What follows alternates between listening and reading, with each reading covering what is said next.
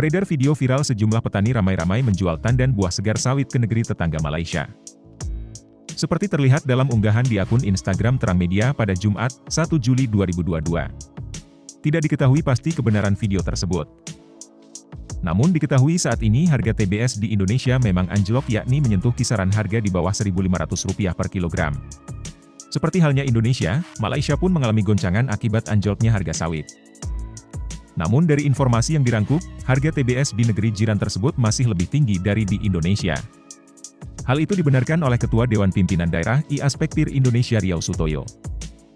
Harga TBS di Malaysia yaitu Sabah dan Sarawak tambah Sutoyo, masih tinggi dan mereka siap menampung TBS dari Indonesia.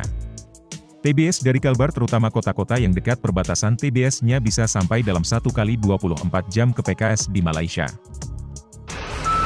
OTW Malaysia guys, harga 5.000. Pusing kepala. Harga cuma 1.600, 1.500. Kita langsung ke Malaysia. Tak cakap banyak lah. Kita pusing Malaysia lah. Oke guys, hari ini kita mau bawa buah ke Malaysia. Kita bawa hari ini 30 ton. Soalnya harga buah di Indonesia seperti kata-katanya Indra Kents. Wah, murah banget. Terima kasih sudah nonton. Jangan lupa like, subscribe, dan share ya.